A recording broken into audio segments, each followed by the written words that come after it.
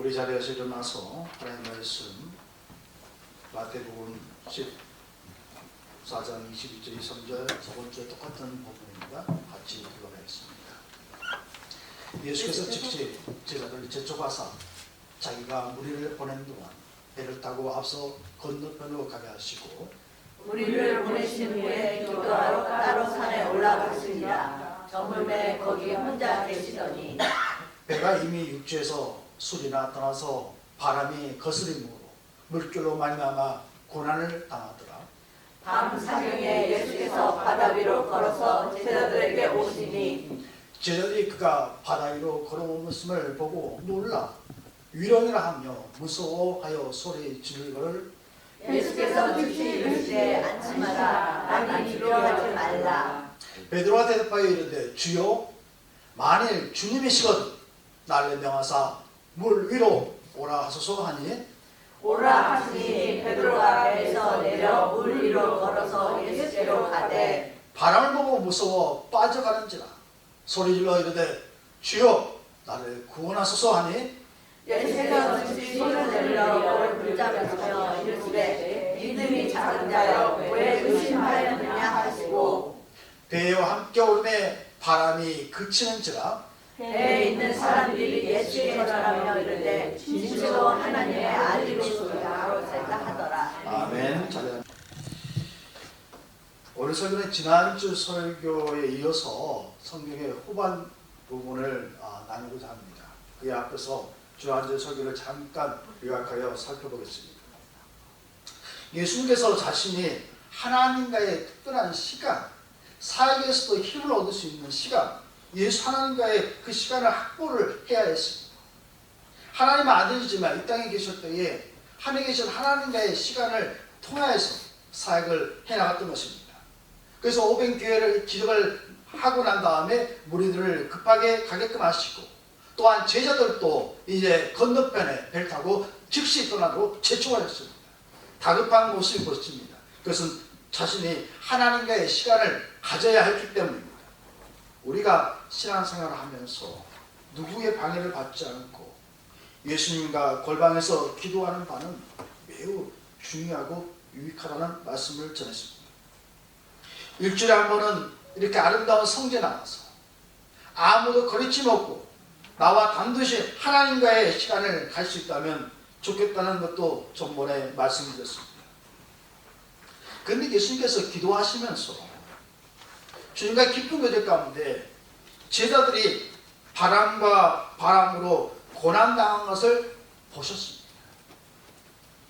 하나님이기 때문에 그 기도 가운데서 제자들이 어떤 상황을 보셨기 때문에 예수님께서 그들에게 찾아와 주셨습니다. 무리를 걸어오셔서 제자들에게 말씀하십니다. 안심하라 내니 두려워 말라 그렇게 말씀하셨습니다. 이 말씀 보면 예수님은 우리 고난 가운데 그저 지켜보는 분이 아니라는 말씀입니다. 우리 곁에 오셔서 찾아와 주시고 우리를 도와주는 주라고 우리는 볼 수 있습니다. 나니 두려워 말라. 이 말씀은 우리가 일평생 살아갈 때에 얼마나 귀한 말씀인지 모릅니다. 무서워 말라, 두려워 말라. 왜? 내가 너와 함께하기 때문에 또한 내가 너를 도울 수 있기 때문에 그게 말씀하신 주님이십니다. 인생에서 고난은 과거에도 찾아왔습니다. 앞으로 인생에서도 찾아오시는 것이 고난입니다. 물론 어떤 고난은 우리를 연단시킨다는 하나님의 말씀이라고 말씀하실 수 있지만 고난은 그렇게 쉽게 우리가 해결할 수 없는 것들이 많습니다. 그때마다 그 삶 가운데 찾아오시는 예수님을 바라보는 저와 여러분이 되었으면 좋겠습니다. 베드로는 예수님이 안심하라 내지 말라라는 두려워 말하는 그 말을 듣고서 베드로는 성격이 굉장히 빠른 것 같습니다. 아, 이분이 예수님인가? 라고 생각을 했습니다. 그래서 모두가 물 위에 걸어오는 사람이 유대인가 하는 찰나에도 베드로만큼은 잠깐 저 목소리가 예수님 목소리인데 라고 알아채서 예수님 앞에 베드로는 갑자기 제안을 하는 겁니다. 뭐냐면 마태복음 14장 28절 보니까 베드로가 대답하여 이르되 주여 만일 주님이시거든 나를 명하사 물 위로 오라 하소서. 무슨 말인가요? 말씀하신 분이 어떻게 예수님 같은데 무슨 하게 하는 겁니다. 주여, 당신이 정말 주님이십니까? 이것은 베드로가 예수님을 의심한 게 아니라 자기가 따랐던 예수님을 확인하는 것입니다. 여러분은 그런 적이 없습니까? 신앙생활을 하면서 하나님이 믿어지지 않고 어떤 커다란 문제를 해결하는 그런 고비 때에 만약 하나님이 살아계시면 이것을 해주소서라고 한 적은 없으신가요? 또한 하나님이 믿어지지 않을 때에 하나님 진짜 하나님 살아계시면 나에게 보여주소서, 아니 이것을 해주시면 내가 믿겠나이라 이렇게 한 적은 없으신가요? 그게 나쁜 것이 아닙니다. 베드로도 주님이 많이 주님이시거든 확인했습니다. 저는 그러한 여러분의 궁금증 앞에서 기도할 때도 하나님은 신실하게 응답하셔서 그때마다 하나님의 실제하심을 보여주곤 한다고 저는 믿습니다. 도마는 어떻습니까? 도마가 예수님을 확인할 때도 그랬습니다. 요한복음 20장 24절에서 29절 말씀 화면 띄워주시기 바랍니다. 함께 교독을 하겠습니다.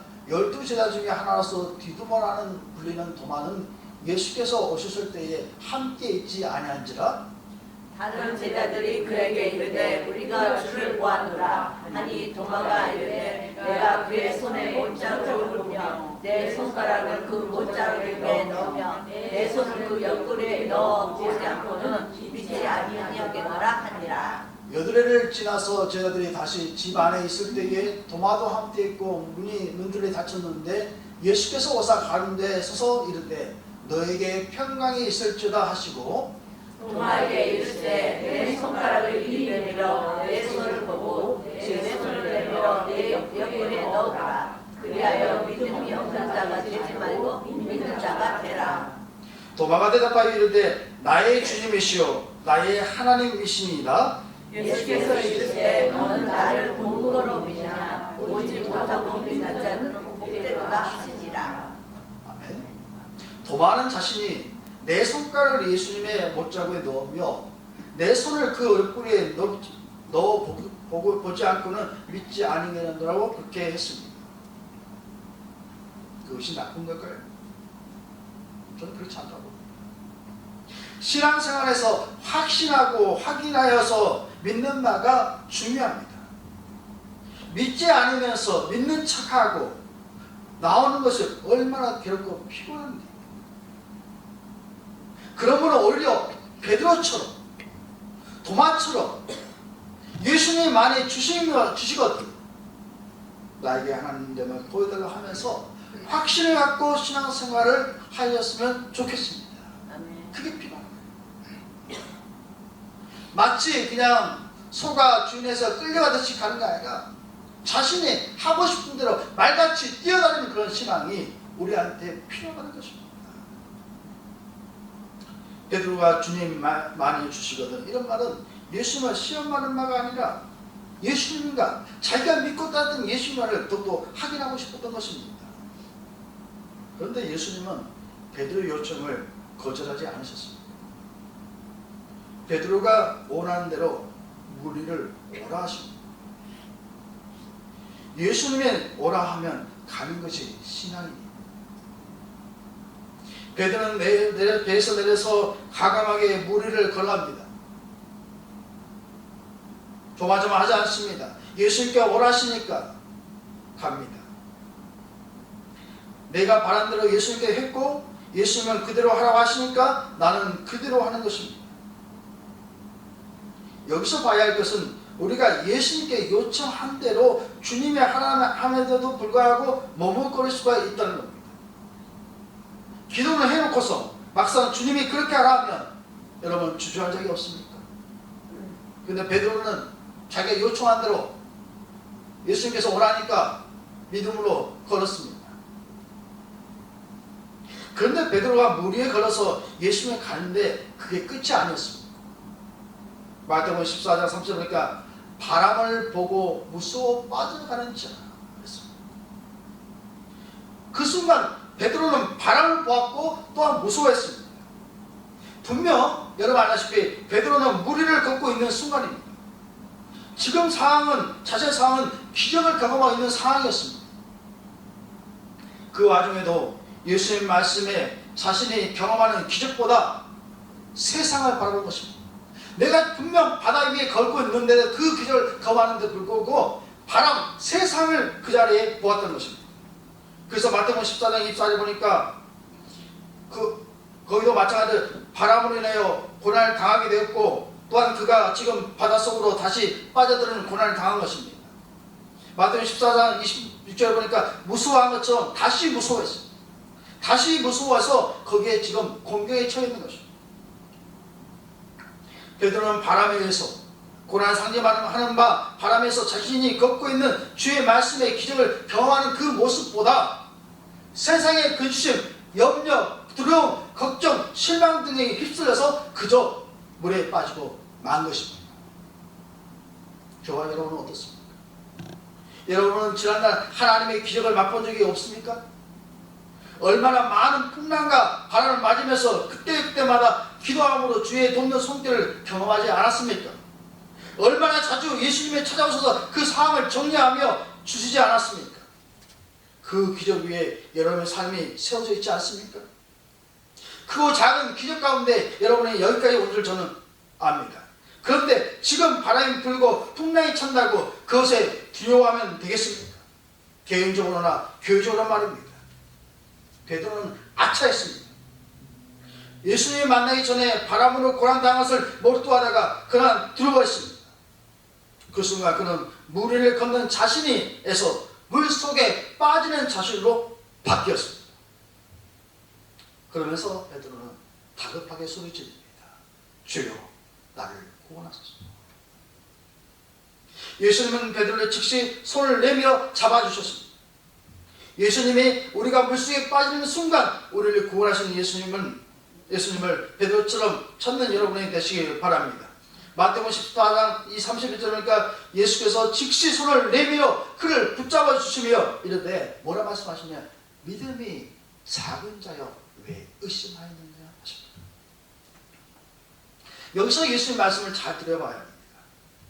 분명 베드로는 바람, 물결로 인하여 현실을 보았고 무서워했습니다. 그런데 예수님은 베드로의 속에 있는 믿음을 보십니다.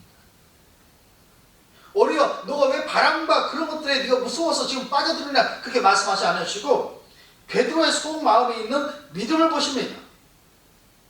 저와 여러분이 겉으로 하는 말과 행동으로 자신을 표현한다 하나 실은 우리의 깊은 속에 있는 것들이 슬며시 밖으로 나와서 말하고 행동합니다. 예수님은 베드로의 믿음을 보셨습니다. 방금만 해도 베드로는 예수님을 확신하고 예수님께 기도하고 요청하고 예수님 오라 하니까 가는 자였습니다.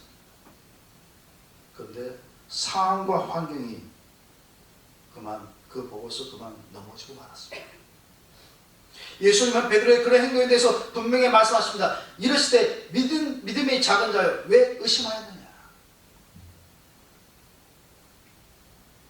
베드로는 환경에 반하여 기적을 경험한 자신이 세상에 바라보는 것으로 전락되는 많은 믿음이 작고 의심하였기 때문이라고 말씀하십니다.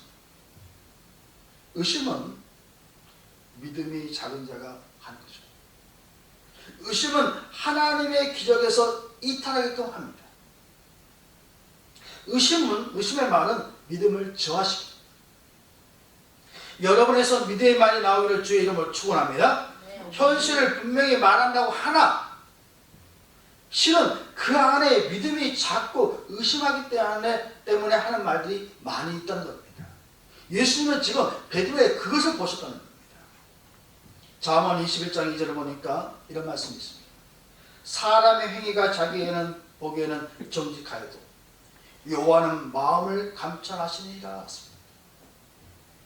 행위가 자기는 보지게도 하나님은 마음 속을 감찰하신다는 거예요. 누가복음 11장 40절에도 이런 말씀이 있습니다. 어리석은 자들아 밖을 만드시니가 속도 만드시 아니하겠느냐. 우리의 밖을 만드신 분이 있는데 우리의 속을 모르는 겁니다. 예수님은 인간의 근원적인 속을 감춰하시고 거기에 있는 근원적인 속에 있는 믿음을 보신다는 것입니다. 저는 그락스교회 모든 성도님들 베드로처럼 믿음이 작은 자로서 의심한 바가 아니라 이전에 말씀한 것처럼 백부장처럼 예수님께서 백부장 할 때 말씀할 때 뭐냐면 이만한 믿음을 보지 못했더라. 얼마나 칭찬받은 믿음입니까? 이양차 믿을 바에는 예수 앞에 칭찬받는 믿음으로 나갈 때 우리 가운데 하나님을 영화롭게 할 수 있는 것이라고 생각합니다.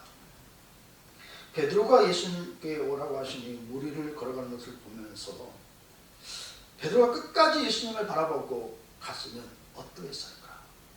바람과 풍랑이 있든지 말든지 내가 예수님께서 오라니까 예수님만 보고 쭉 갔으면 어떻게 했을까라는 생각을 해봅니다. 자신이 무리를 걷는 기적을 맛보면서 환경과 상황에 관계없이 그가 자신이 믿는 주님을 신뢰하고 끝까지 예수님만 바라보고 걸어갔다면 그는 주님과 함께 걸어서 배에 다시 타지 않았나 생각해 봅니다. 신앙은 경주하는 자의 모습으로 성경은 표현을 합니다.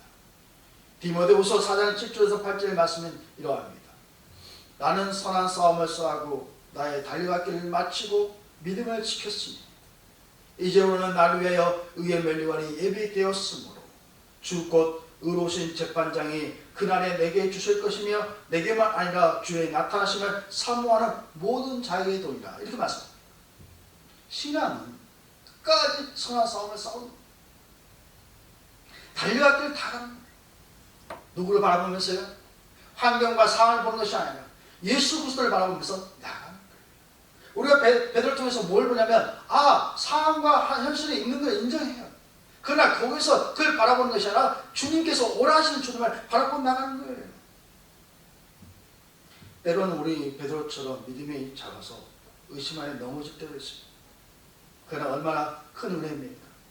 우리 주님은 우리를 구원하여 주신다는 거예요. 그게 바로 은혜입니다. 신앙의 동료가 권면하여주고 기도해주고 잡아줍니다. 그래서 교회는 공동체는 굉장히 중요합니다. 혼자 신앙생활을 잘할 수 없는 겁니다. 예수님께서 베드로를 즉시 손 내밀어 잡아주셔서 이제 둘이서 배에 오릅니다. 그런데 마태복음 14장 32절 보니까 배에 함께 오름에 바람이 그치는 줄 알았습니다. 성경은 함께 올 때에 그 순간에 바람이 그쳤다는 겁니다. 무슨 말씀할까요? 고난이 멈춘 겁니다. 왜요? 예수님이 자연을 주관하시기 때문에 그럽니다. 우리 하나님께서는 자연을 주관하시고 또한 우리 교회를 주관하시고 개를 주시고 역사를 주관하십니다. 여기서 보면은 고난이 멈췄다, 바람이 멈췄다. 어떻게 해요? 예수님께서 함께 하시고 함께 베드로하고 그 배에 예수님께서 거하시고 우리의 고난이 극복된 거라는 것입니다. 배에 있는 사람들의 반응은 어떠했습니까? 마태복음 14장 34절 보니까 배에 있는 사람들이 예수께 절하여 이르되 진실로 하나님의 아들이시다 하더라. 그 사람들은 뭘 봤냐면 유령을 본 게 아니에요. 이제 보니까 하나님의 아들로 인정했다는 거예요. 그래서 그들은 절을 했다는 거예요. 이게 굉장히 귀중한 발견. 오늘 말씀의 핵심이 뭐냐면 무리를 걷는 기적을 보이신 예수님이 아니에요. 물에 빠진 베드로를 건지신 예수님이 아니라는 거예요. 오늘 말씀은 뭐냐면 예수님이 하나님의 아들이 되신다는 거예요. 요한복음 3장 16절에서 17절 말씀. 하나님이 세상을 이처럼 사랑하사 독생자를 주셨습니다. 이런 저를 그를 믿는 자마다 멸망치 않고 영생을 얻게 하려 하십니다. 하나님이 그 아들을 세상에 보내신 것은 세상을 심판하려 하심이 아니요 그로 말미암아 세상에 구원받게 하려 하신다 말씀하십니다. 하나님의 아들이 땅에 오신 것은 저와 여러분을 구원하게 오신 거예요. 지금 물에 빠져 있는 베드로를 건지신 것처럼 그 구원을 우리가 하기 위해서 예수님이 오셨다고 오늘 말씀하고 있는 겁니다. 저와 여러분이 고난과 역병을 스스로 해결하기가 어려운 바가 얼마나 많이 있어 왔습니다. 그러나 하나님께 긴밀하게 기도하시면서 우리의 상을 아시고 찾아오는 분이 예수님이 있기 때문에 우리는 그 예수님 믿고서 지금까지 왔습니다. 앞으로도 그럴 겁니다. 만약에 이 시간에 예수님을 내 구주 마음속에 믿어지지 않고 있다면 베드로처럼 많이 주시거든, 도마처럼 많이 예수님이거든 내가 만져서 믿는 여러분이 되시길 바라고, 여러분 삶 가운데 예수님을 모셔들어서 고난을 극복하는 여러분의 삶이 되기를 바랍니다. 아멘. 바람과 불결이 설령이 얻은 바, 고난의 한복판에서 베드로가 물에 빠져 주여 나를 구원하소서 하듯이 주님을 찾으시는 일을 바랍니다. 우리 주님은 즉시 손을 내밀어주십니다. 제가 수년 동안 지내오면서 특히 미국 생활에서 11년가량 되면서 여기 있는 분보다는 제가 젊지만 풍랑이라는 바다를 수차례 경험하면서 아는 사실은 하나님은 늘 나를 도와주셨답니다. 그 하나님이 여러분을 도우시고 그 하나님이 우리 클락스비를 도우실 줄 믿습니다. 아멘. 클락스비 교회 성도 여러분, 지금 개인이나 교회의 바람과 물결을 보기보다 예전에 이 교회에 은혜를 주시고 기적을 베푸신 하나님을 현재의 순간 믿음으로 견고하게 바라보면서 주님을 바라보면서 주께서 이루는 놀라운 일들을 드러내는 우리 모두가 되길 주의 이름으로 축원합니다.